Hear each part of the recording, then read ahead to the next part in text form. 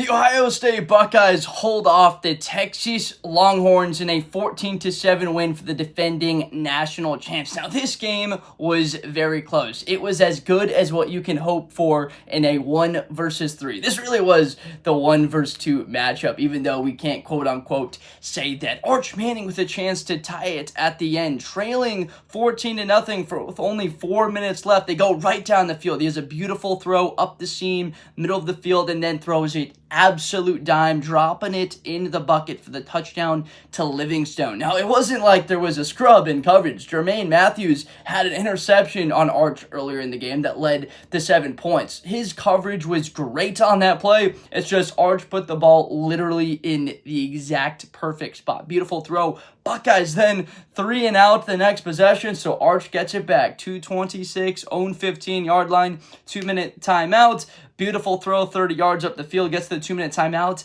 and then Ohio State's defense holds. They force to the 3rd and 5, and really, Arch had Mekhi Wingo open in the flat, would have easily had the first down and more, would have been an open field tackle responsibility for the all-world talented Caleb Downs to make. I mean, he makes just about every tackle, but still, Texas fans would have loved to see it. Arch kind of sidearms it, tries to get it to him. He's inaccurate.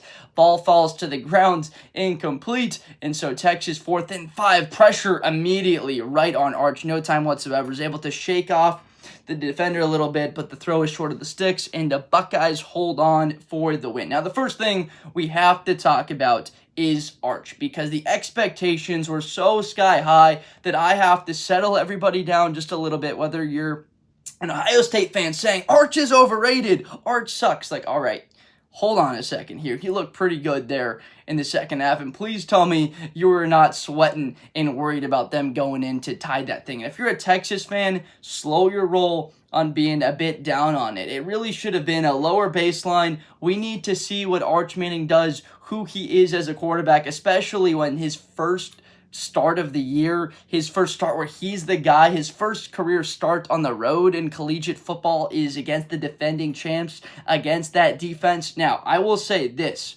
Arch as the Heisman presumed to be winner, and Texas as the favorite to win the national championship, Arch being the favorite, all of that can still happen. And that is because of this team being very good. You saw how they played toe-to-toe with the Buckeyes in the semifinal last year. They went toe-to-toe with Ohio State. Despite it being a very ugly game, they still had a chance to tie this game at the end of it. It's funny how similar this game was in the game in the semifinal. It seemed the momentum was the Buckeyes early, a bit more with Texas in the middle, with the Buckeyes for a moment there in the second half, and then with Texas at the end before a big play on the defensive side of the ball. Texas can still achieve all of their goals. I don't know if their goals are for Arch to be a Heisman Trophy winner, but he will have opportunities within play to get some great stats, to develop as a beautiful pocket passer.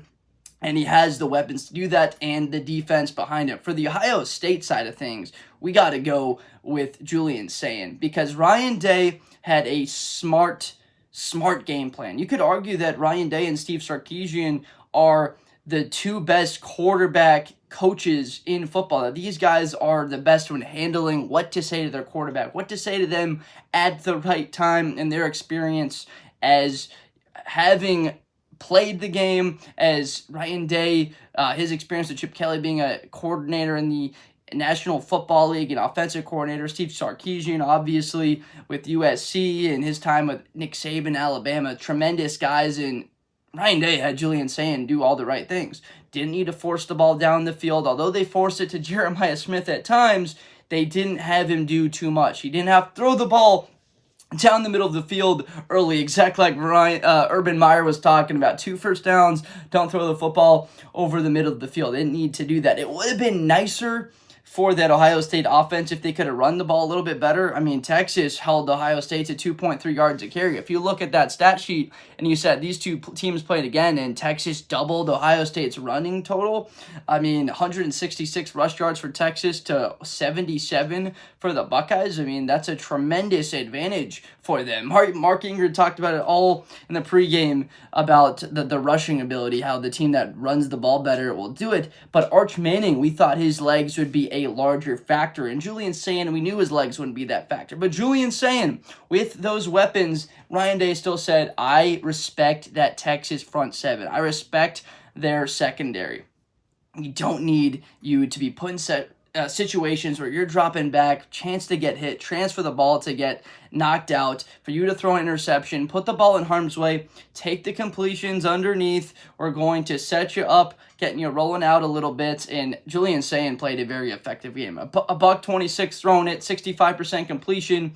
He was 13-20, and the sole touchdown on that throw to Carnell Tate. And now I'll nitpick here for a second. Carnell Tate, beautiful route, very similar to what Jeremiah ran earlier in the game. That was more of a post. This was more of a go ball for Carnell. Absolutely wide open on it, and Julian Sayin just underthrew that thing, didn't get enough on it. So Carnell has to come back to it. He's like juggling the ball one hand, comes down at the catch, and puts Ohio State firmly in control of the game as they take a 14-point lead. Now, how you knew that this game was seemingly tipping in the scales on the Ohio State side of things is the Buckeyes' biggest question after the first quarter. What's going on with Jeremiah Smith? Like, why isn't he catching these passes? He had 2 drops in the first quarter. He had 1 drop all of last season. That came his first target of his career. But if your biggest question is like, what's going on with Jeremiah Smith?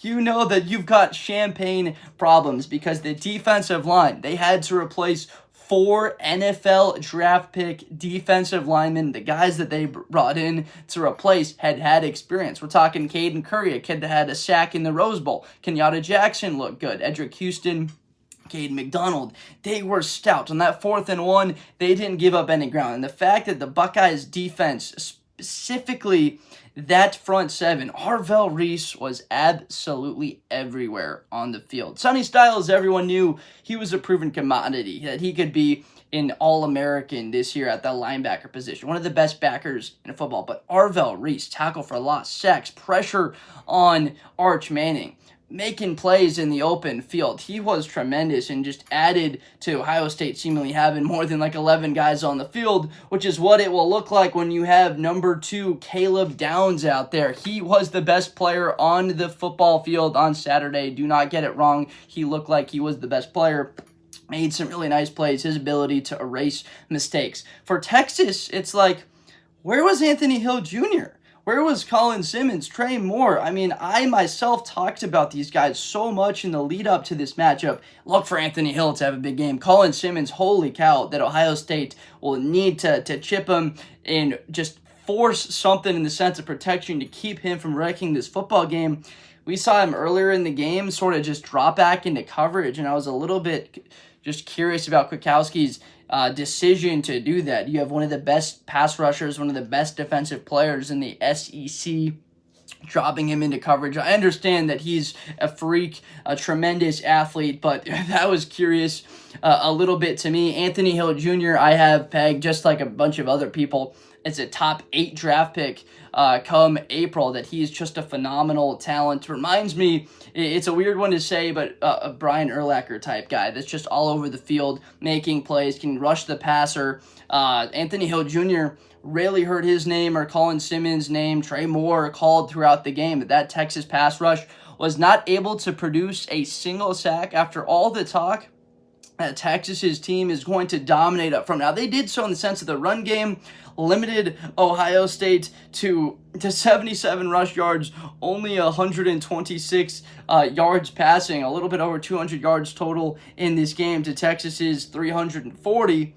But the ultimate thing was the stops on 4th down, the 4th and 5 at the end, the stop on 4th and goal, Ohio State converting on 4th down, and then, of course, the interception that Arch threw.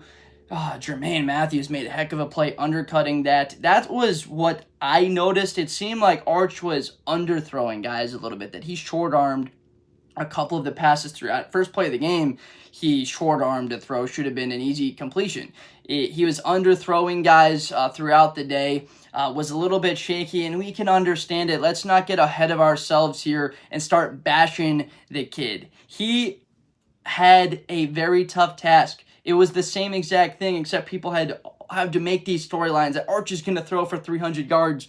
and 2 touchdowns and run for 80. Like, you're going up against the defending national champs in their place. That stadium is going to be rocking, which is exactly what it was. Now, I thought that Arch would run the ball better, like that he would have more of an impact. 10 rushes, it's not like they didn't try to get Arch going.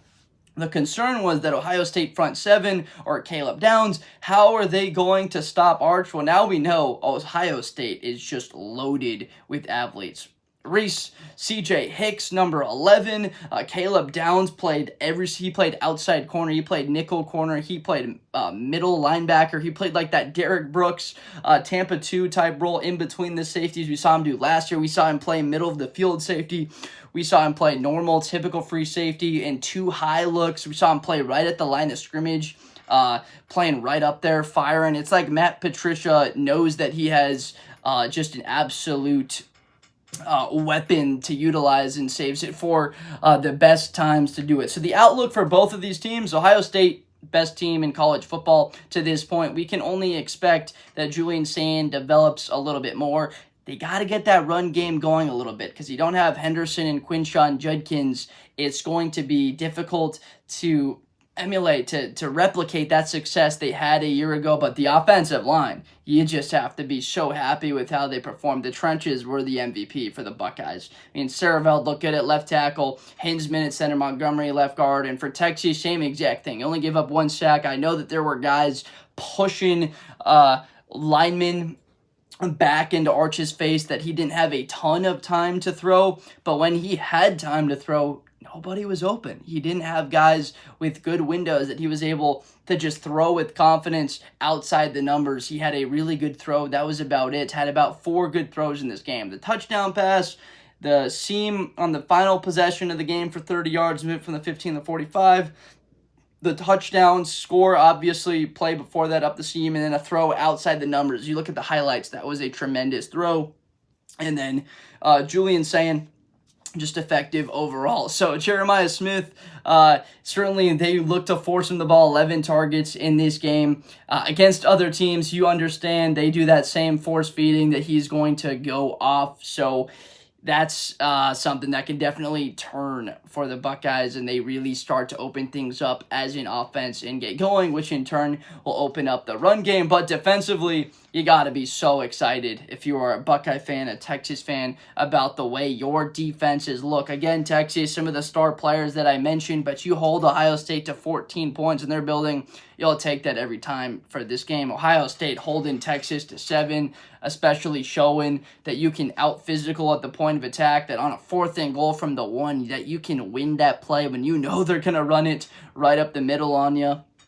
So that is a huge moment that everyone will remember. So Ohio State's going to be the top team in the country, the number 1 team until they lose. They own that right. They will be that team until they lose a football game. For Texas, they'll only drop a couple of spots, but without a doubt, I would say that they're the 2nd best team in college football. This looked like a heavyweight clash, and we could absolutely be seeing these teams play. Sign me up for these teams in a rematch in the national championship game or in a semifinal game. So I appreciate you so much for watching. Please subscribe for more content in the future. We are so fired up that football is back, that we get to see great matchups like this again, and that football is back and we can go to the games, watch on television, get to see our favorite coaches and players go out there. So please subscribe to see more of it in the future. I appreciate you, and I will see you next time. Thank you.